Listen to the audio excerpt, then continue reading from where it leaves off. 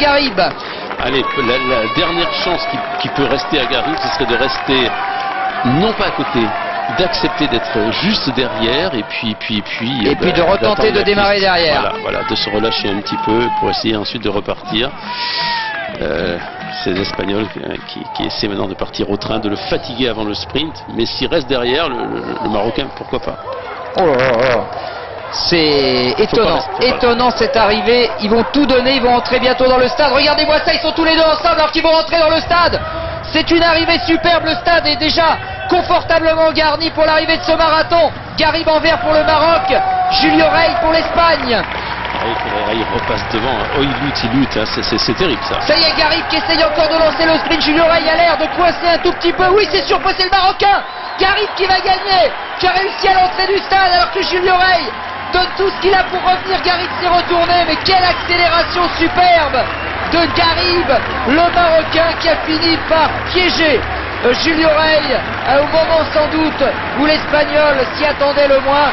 Il reste encore 400 mètres à parcourir, mais là Bernard, Garib ne sera pas rejoint, je ne le pense pas. Là c'est de la résistance pure, il faudrait qu'il s'écoule. Attention, il est parti de très très loin, il a fait une accélération violente, c'est ce qu'il fallait faire. L'Espagnol était passé à côté, a fait une petite erreur technique, n'a pas pu le lâcher. Je pense que cela a mis en confiance Garib qui maintient, qui accroît même maintenant légèrement son retard. Donc je pense que là ça va être bon. Garib qui avait commencé le marathon à Rotterdam, il avait pris la 6e place, eh bien va devenir champion du monde et apporter une 2e médaille d'or au Maroc après celle d'Hicham El Guerrouj. Jouad Garib va donc s'imposer, certainement Baldini l'Italien prendre la 3e place, à moins on ne voit pas sur ces images où est Rabouya là qui doit être pas loin. Voilà, le voilà Rabouya avec Sheika le Portugais derrière et Kaimi, et voici l'arrivée donc du nouveau patron du marathon mondial. Je crois que c'est la première fois qu'un Marocain, c'est sûr même. C'est la première fois, c'était sûr, sur marathon, sûr. Sûr, première médaille donc pour le Maroc et grand chelem à suivre pour l'Afrique avec la victoire de Jouad. Voilà, c'est fait, 2h38 minutes, 2h08 minutes et 31 secondes. Superbe victoire donc pour Jouad Garib. 2e place pour l'Espagnol Julio Rey qui aura longtemps rêvé de succéder à Anton et à Martin Fies. Et donc la 3e place, oui, il a l'air de souffrir. Hein. Et record des championnats, 2h08-31 pour Garib. Et pour la 3e place, je pense que c'est Baldini, voilà, qui, comme à Edmonton, l'Italien offre à l'Italie décidément. Super les Italiens. Nouvelle médaille de bronze pour Baldini, le doigt levé. 4e place pour le japonais. Et non, il est battu par Sheika, le portugais. 4e, 5e Arabouya, Japon. Et 6e Kaimi, Italie. Les Italiens qui sont, pour regarder le classement des autres, mais qui peuvent être bien partis pour remporter la Coupe du Monde de marathon. On additionne les temps, donc indépendamment des places, il suffit qu'un athlète soit très loin et là ils ont déjà 2 chronos intéressants. Bien sûr. 2:08:31, il n'en revient pas. Jouad Garib apporte donc au Maroc sa 2e médaille d'or. Et vous voyez qu'ils sont quand même très entamés à l'arrivée là. C'est, je pense, l'Italien Kaimi qui reste au sol, le premier Sud-Africain qui en termine maintenant. Oui, c'est un petit peu plus difficile maintenant. Ouais. En 2h10 un peu plus pour le Sud-Africain Sister. Et voilà Mike Rotich, vous voyez c'est terrible. Hein. Mike Rotich qui était tout à l'heure en position de remporter ce marathon et qui désormais brisé après avoir été déposé par beaucoup de concurrents, donc termine au tout petit trot ces 42 km en 2h10 minutes, et puis ensuite Ramallah et puis encore d'autres marathoniens qui en terminent. Et toujours pas de Français, ça a été dur pour nos représentants. C'est vrai que Driss Elimer n'a pas tenu longtemps. On s'imaginait que Driss pouvait réaliser quelque chose de bon, mais là, ce n'était pas son jour aujourd'hui. Non, vous avez le marathon qui est une épreuve très spéciale. Vous pouvez venir. L'état de forme parfois vous surprend.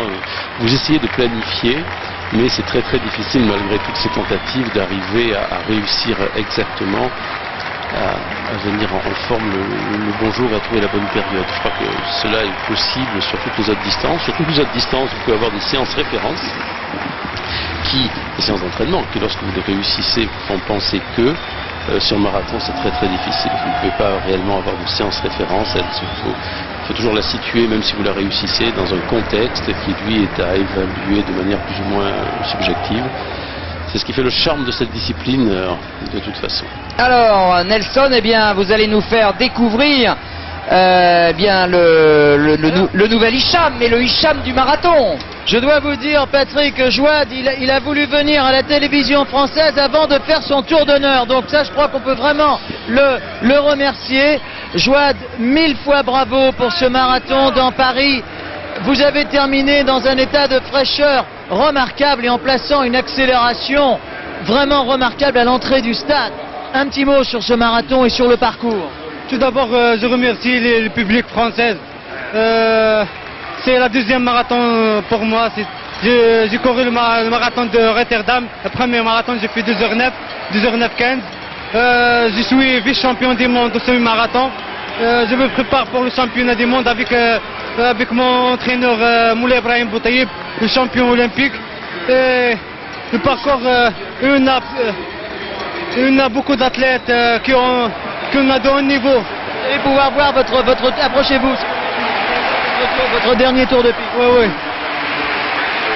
Il y a des athlètes de haut niveau. C'est le championnat du monde. Tous les athlètes sont au niveau. À égalité au départ, oui. Oui. Nelson, oui, Patrick. Excusez-moi, juste l'arbitre Zéroal rentre dans le stade. Pour moi, ce parcours est très facile. J'attends le 30 km et après je parte. Bah écoutez, si le parcours est très facile, je ne sais pas. Enfin, en tout cas, vous avez parfaitement maîtrisé la situation.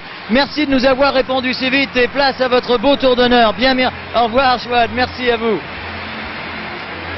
Et bien voilà, superbe Jouad Garbi, alors qu'on a vu l'arbitre Zéroal qui rentrait dans le stade et qui sera, Bernard, le premier Français classé dans ce marathon. Et puis donc si Jouad Garbi a bien maîtrisé le parcours, moi j'ai mal maîtrisé le japonais puisqu'il s'agit d'Abouraya et non pas Rabouya. Abouraya qui termine à la 5e place. Merci mes amis du SMS. Et voilà l'arbitre Zéroal. Pour l'arrivée, il arrive à limiter un petit peu, ça va. Ce n'est pas encore une arrivée terrible, comme le marathon en réserve parfois.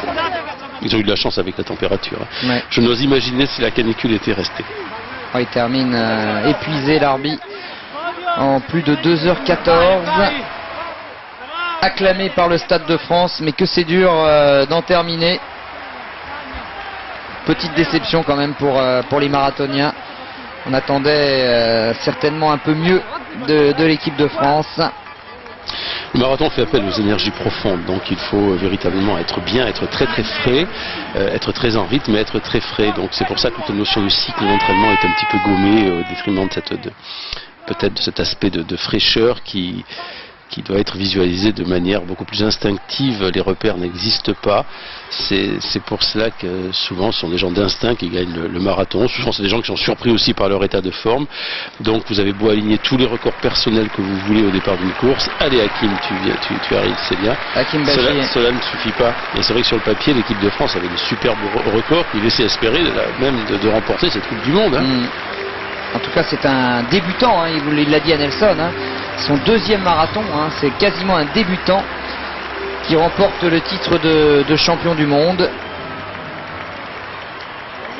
Et Hakim Bachi donc qui termine, alors que Nelson, vous êtes avec l'arbitre Zéroal qui j'imagine va nous expliquer combien il a souffert. C'était dur ce marathon. Oui, j'imagine l'arbitre que ce marathon a vraiment été une expérience unique, mais également très très dure. Vous terminez premier français, c'est déjà une belle satisfaction. Un petit mot sur cette course.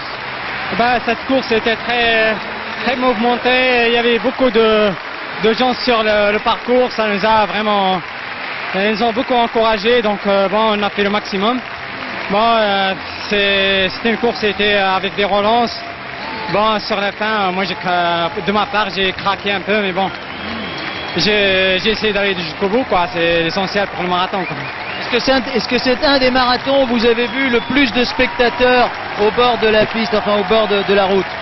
Ah ouais, donc moi, sur la route, c'était vraiment, sur le parcours, c'était vraiment plein du monde et c'est parmi les meilleurs marathons parce que j'ai fait des championnats du monde à Edmonton et tout ça et là c'est vraiment magnifique, quoi.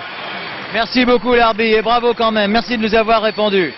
Larbi Zerwal, donc le premier Français dans ce marathon des championnats du monde remporté par le Marocain Jouad Garib devant l'Espagnol Julio Rey et l'Italien Baldini. On va tourner une petite page de publicité, mais maintenant c'est sur la piste que l'athlétisme va se dérouler avec, je vous l'ai dit, finale de la longueur d'âme, les relais bien sûr, et la grande finale tout à l'heure du relais 4 x 100 mètres féminin. Tout de suite.